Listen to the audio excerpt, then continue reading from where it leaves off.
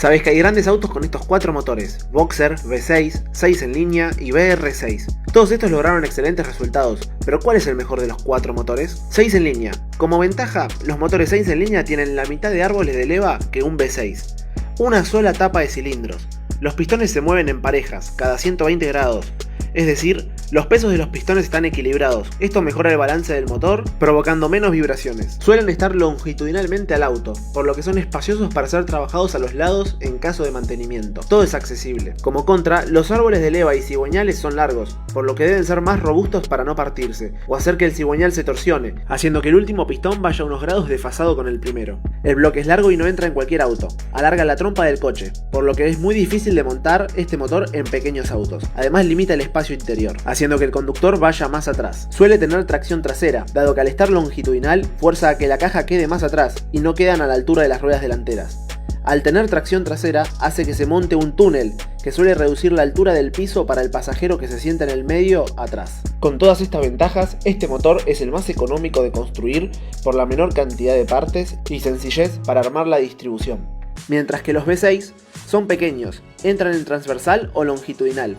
Permiten la tracción delantera, trasera o integral sin dificultad. Pueden ser usados en cualquier auto. Este motor necesita ejes balanceadores para contrarrestar la inercia de los pistones que no se mueven balanceados como en el 6 en línea.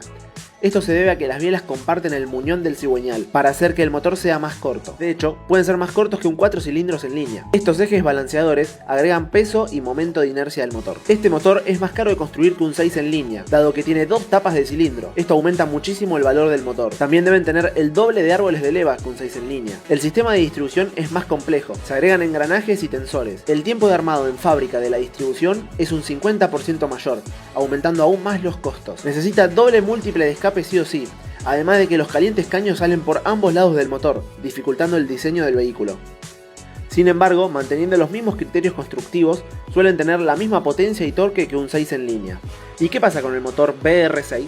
El nombre BR6 viene de B de motor en B y R de Reihe, o sea línea en alemán. Básicamente el BR6 es más parecido a un 6 en línea que a un V6. ¿Por qué? Principalmente los cilindros están casi rectos. Solo tienen un ángulo de hasta 15 grados de inclinación contra los 60 grados habituales de un V6. El cigüeñal tiene 6 agarres de biela en lugar de 3, como los V6. Esto le permite tener el orden de encendido del 6 en línea, siendo este mucho más parejo y equilibrado. Es económico de construir como el 6 en línea al tener menos partes que un V6. La distribución es sencilla. Tiene la misma cantidad de árboles de levas que los 6 en línea, o sea la mitad de levas que un V6. También tiene una sola tapa de cilindro. La salida de los gases de escape es todo por el mismo lado, a diferencia del V6 que salen por los dos costados. Canalizar los gases de escape es más fácil de este modo. Adicionalmente, el motor tiende a ser apenas un poco más largo que un 4 cilindros, pero muchísimo menos ancho que un V6.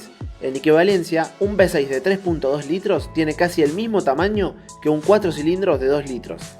Como desventaja, al compartir la tapa de cilindro tiene los pistones con la cabeza inclinada. Esto hace que la distribución de calor del pistón no sea igual, aunque mucho no importa. Los conductos de admisión y escape en la tapa de cilindro son desiguales en largo. Esto se compensa jugando con el largo de los múltiples de admisión y de escape. También hace que, al tener ductos de escape largos por la tapa de cilindro, le agrega calor a la tapa y hace que se calienten los ductos de admisión que pasan por al lado, reduciendo potencia. El vástago de las válvulas son con distinto largo según cada línea de cilindro. El cigüeñal está entre las dos líneas de los cilindros y al ser casi rectos, los cilindros están desplazados 12,5 milímetros. Esto hace que las bielas no trabajen en ángulo recto, haciendo que los pistones trabajen con más fricción de un lado que del otro. Esto aumenta el desgaste de una sola pared del cilindro, de forma desigual. Finalmente, los BR6 tienen similitudes con los W8, W12 o los cilindros que tenga, donde es un motor en B pero con los cilindros así intercalados en diagonal, como en el BR6. Los beneficios: un motor W12 ocupa el espacio de un V8, aunque este W12 no tiene la misma estabilidad que un V12 en vibraciones.